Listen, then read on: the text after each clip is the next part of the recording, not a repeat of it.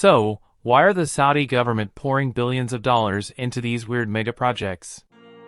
The obvious answer is that Saudi Arabia is running out of oil reserves. Saudi Arabia has oil reserves that are 221.2 times its annual consumption. Without net exports, there would be approximately 221 years of oil left at current consumption levels, excluding unproven reserves. Also, keep in mind that the entire world is currently in a transition period, where fossil fuels are being replaced with renewable energies such as solar, hydrogen, and biofuel. It means that the oil-dependent country will lose cash flows and face a massive economic downturn. So, in order to address this issue, the Saudi government thought up a solution. It made a choice to diversify away from an oil-based economy and transition into a tourism-based economy.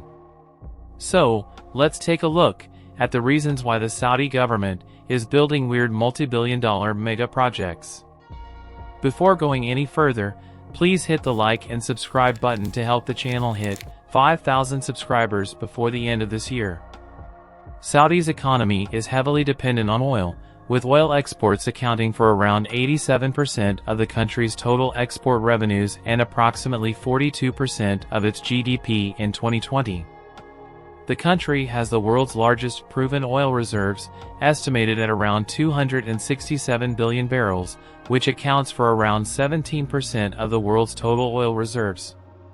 However, the amount of oil that can be extracted from the ground is decreasing, while the cost of extracting oil is rising.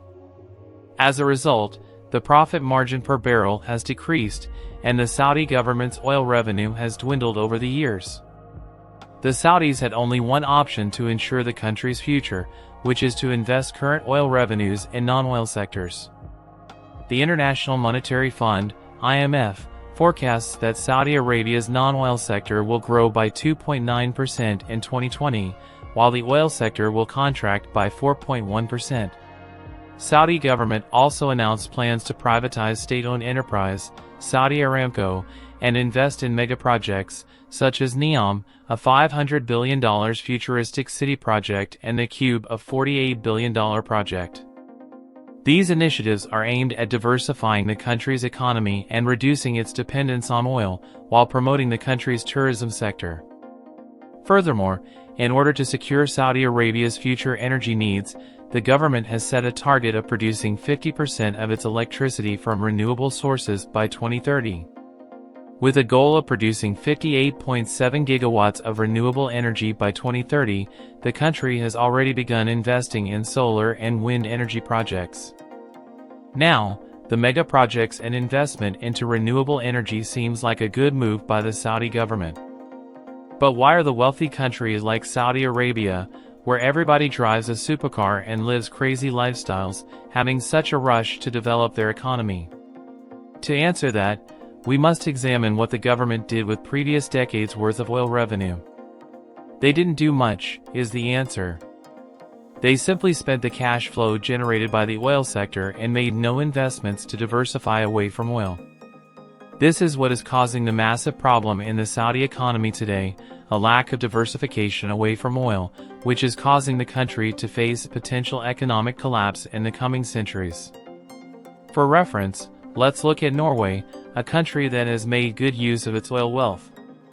Norway is known for having a well-managed and successful sovereign wealth fund, which is called the Government Pension Fund Global, which invests the country's oil profits in a diversified portfolio of assets.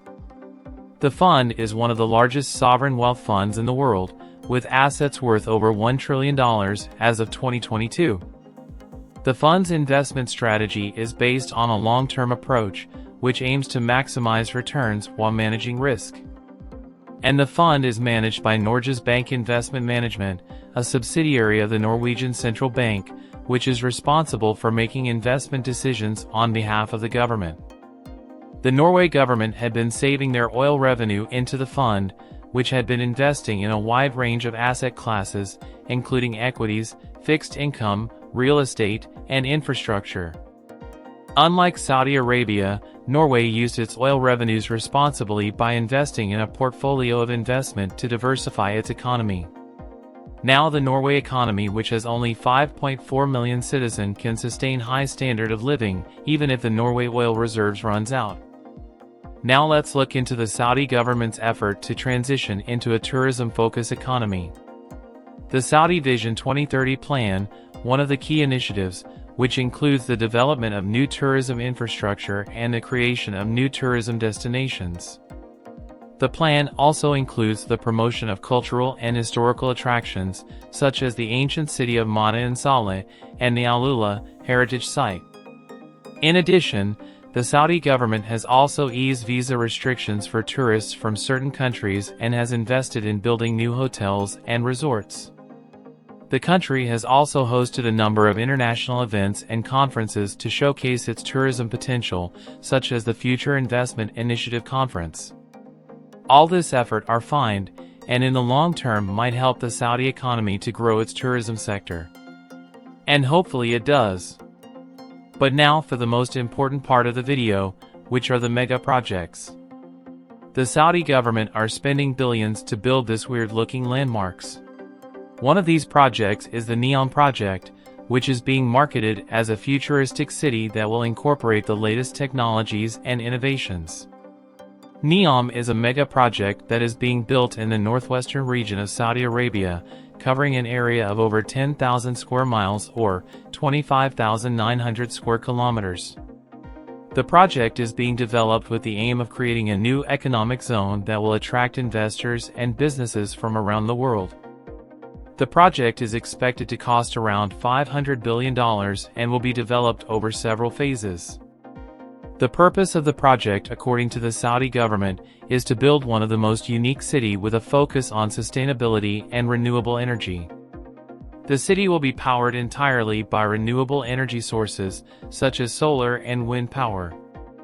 The project also aims to attract the world's best scientists, engineers, and innovators to work on cutting-edge technologies and innovations. I don't know how people are excited about this Neom project, but it seems like a dystopian nightmare to me. Cameras everywhere watching us 24/7, loud, and don't forget that they don't build sewage treatment plant to new project to save money. So, you will not be seeing me visiting Neom City anytime soon. Watching the Neom City in YouTube is enough for me. Now let's look at another example of a mega project in Saudi Arabia, which is the Qiddiya Entertainment City. This project is being developed as a massive entertainment and tourism destination, covering an area of around 334 square kilometers.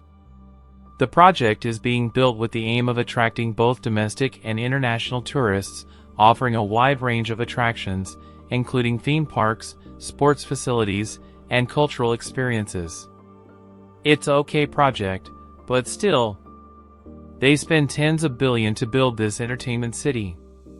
The Saudi government are marketing the Qiddiya as a unique entertainment destination that will appeal to a wide range of audiences, from families to adventure seekers. The project is expected to create thousands of jobs and generate significant revenue for the Saudi economy.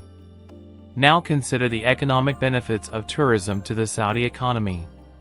Tourism has generated a large number of jobs, particularly in the hospitality and retail sectors, and it indirectly supports a large number of jobs in other industries. In terms of revenue, the Saudi government can collect tax income from all future spending, not to mention sales tax. All of this will increase Saudi Arabia's surpluses. Tourism is a significant source of foreign exchange earnings for Saudi Arabia, as the majority of visitors to the city come from outside the country. The tourist will bring foreign currency, such as the US dollar, and exchange it for Saudi currency, the Saudi riyal. As a result, its value in the forex market increases. The growing tourism industry also needs enough infrastructure to support its visitors, thus, infrastructure development will boom in the country. This has helped to improve the overall quality of life in the city and create more opportunities for business and leisure. And that's all I can think of my head for now. Hopefully, the weird mega project which they are building do in fact help boost the Saudis' tourism industry. It will help diversify the Saudis' economy away from its traditional reliance on oil. This will help to create a more sustainable economy that is less vulnerable to fluctuations in oil prices. With that, let's end the video. This is Visionomics, signing out.